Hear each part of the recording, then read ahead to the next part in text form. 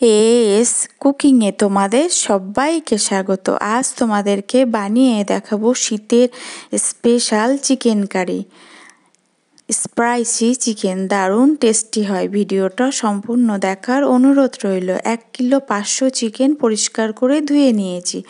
নিয়ে 1 চা চামচ লবণ, 1 চা চামচ ঝাল লঙ্কার গুঁড়ো, 2 চা চামচ সরষের তেল বা সাদা তেল মাখিয়ে 30 মিনিট রেস্টে রেখে দেবো। এই ফাঁকে গোটা 2টো রসুন আর 8টা-10টা কাঁচা লঙ্কা পেস্ট বানিয়ে নিলাম। তেলে আলু দিয়ে লবণ হলুদ দিয়ে ভেজে তুলে নিলাম। সেই তেলে অল্প চিনি ফোড়ন দিলাম, দিলে কালারটা দারুণ আসে মাংসের। এবার গোটা গরম মশলা ফোড়ন দিয়ে 3টে কোচানো পেঁয়াজ দিলাম। পেঁয়াজটাকে একদম লালচে করে ভেজে নেব।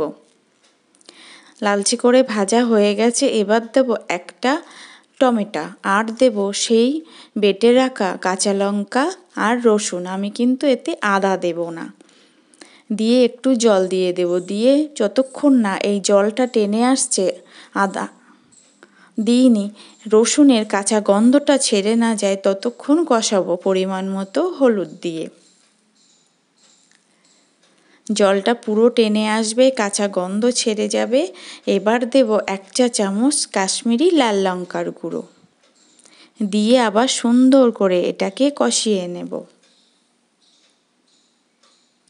কষানোটা যত ভালো হবে, মানে মাংসের টেস্টটা কিন্তু ততটাই ভালো হবে।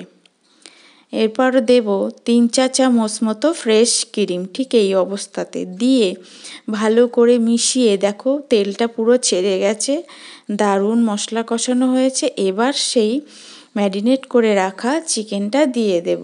দিয়ে সুন্দর করে মিশিয়ে নেব। মিশিয়ে নিয়ে ঢেকে ঢেকে আমি পুরো আলু দিয়ে ঢেকে পুরো আমি 30 মিনিট ধরে কষিয়ে নেব লো টু মিডিয়াম আঁচে। অনেকক্ষণ পর একটু ঢাকনা খুলে নাড়িয়ে চাড়িয়ে আবার ঢেকে দেব। ঠিক 30 মিনিট কষাতে হবে।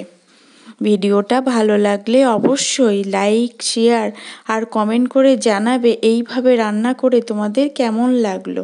আর সাবস্ক্রাইব করে পাশে থাকার অনুরোধ রইল।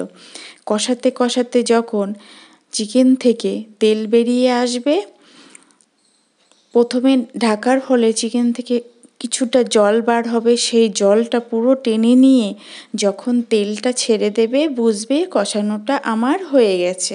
এইদিকে আমি জল ফুটন্ত গরম করে নিয়েছি। এবার তেল ছেড়ে দিয়েছে, এবার সেই পরিমাণ মতো জল দেব।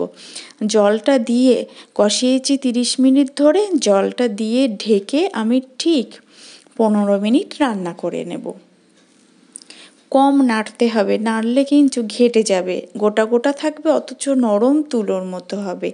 এবার লবণ ঝাল চেখে 1/2 চা চামচ দেব মরিচ গুঁড়ো, গোলমরিচ গুঁড়ো আর 1/2 চা চামচের একটু বেশি দেব শাহি গরম মশলা।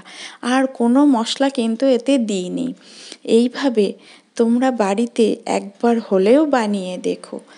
মশলা দিয়ে সুন্দর করে মিশিয়ে রেখে কিছুক্ষণ ঢেকে রাখলেই চিকেন থেকে তেলটা ছেড়ে দেবে আর দারুণ দেখতে হবে। আর চিকেনে কিছুটা তেল ছিল, চর্বি, সেগুলো দিয়ে দিলাম।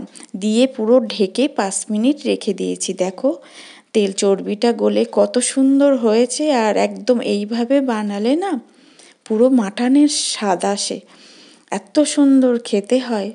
তোমরা একবার এইভাবে বানিয়ে দেখো। শেষে 3টে কাঁচা লঙ্কাও দিয়েছি। এইভাবে বানিয়ে দেখো কেমন হলো আর আমাকে কমেন্টে অবশ্যই জানিও।